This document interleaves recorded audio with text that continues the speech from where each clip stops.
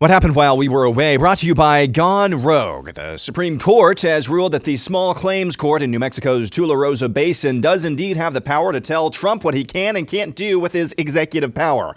Now, here's the real story. The Supreme Court ruled in a 5-4 decision with Coney Barrett joining the liberals that the Trump administration must unfreeze almost $2 billion in foreign aid from USAID because reasons. SCOTUS sided with the lower court in their decision. Justice Alito excoriated the majority, saying the Supreme Court just rewarded, quote, an act of judicial hubris. The House of Representatives voted this morning to censure Congressman Al Green for his antics at the joint address the other night. Even some Democrats voted for his censure. HHS Secretary Robert F. Kennedy Jr. says when it comes to the supposed outbreak of measles in Texas, he wants therapeutics and vitamins to play a big role. What we're trying to do is really to restore faith in government and to make sure that we are there to help them. They have treated most of the patients, actually, over 108 patients in the last 48 hours, and they're getting very, very good results. They report from budesonide, which is a steroid. It's a 30-year-old steroid. And clarithromycin, and also cod liver oil, which has high concentrations of vitamin A. Check out this headline from The Hill. Health and Human Services Secretary Robert F. Kennedy Jr.'s push for vitamins in response to measles outbreak worries physicians. Learning Chinese today. Today's phrase is, Doctors of America, are vitamins in the room with you right now? 美国医生，现在您的房间里有维生素吗？ Dr. Jay Bhattacharya had his confirmation hearing yesterday for director of NIH, and Senator Josh Hawley pressed him on the issue of dead baby body parts being used for research. Will you prohibit the use of aborted fetal tissue in NIH research, NIH-funded research? Senator, I'll absolutely follow the lead of Secretary Kennedy and President Trump on this. Just very quickly, may say why it's so important that we have alternatives.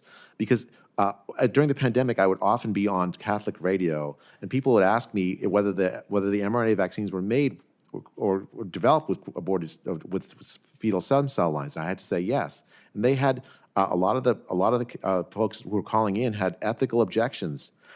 In public health, we need to make sure the products of the science are ethically acceptable to everybody. And so having alternatives that are not ethically conflicted to fetal stem cell lines is not just an ethical issue, but it's a public health issue. New study at the University of Texas tracking over 100,000 individuals who received meatball surgery in the name of gender shows that those people are significantly more likely to experience depression and anxiety.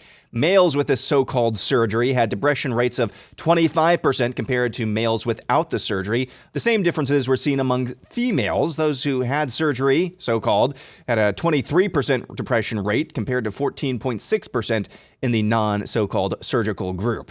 California Governor Gavin Newsom has a new podcast, and his first guest was TPUSA's Charlie Kirk. Kirk pressed Newsom on the issue of dudes competing in female athletics. So like you right now should come out and be like, you know what? The young man who's about to win the state championship in the long jump in female sports, right. that shouldn't happen. You as the governor should step out say no. No, and I appreciate but like, would you do something like that? Would you say no men in female sports? Well, I think it's an issue of fairness. I completely agree with you on that. So that's easy to call out, the unfairness of that. There's also a humility and a grace, that these poor people are more likely to commit suicide, have anxiety and depression. And the way that people talk down to vulnerable communities is an issue that I have a hard time with as well. So both things I can hold in my hand. How can we address this issue with the kind of decency that I think, is inherent in you, but not always expressed? I hope that clarifies the issue, and this can be the last word on those words. And finally, DJ Daniels, the young man who beat cancer and beat the odds and was made an honorary member of the Secret Service by President Trump the other night, visited the Oval Office the other day, and this time he turned the tables on the Commander-in-Chief. There's one more thing I got for you, a big hug. Okay, good.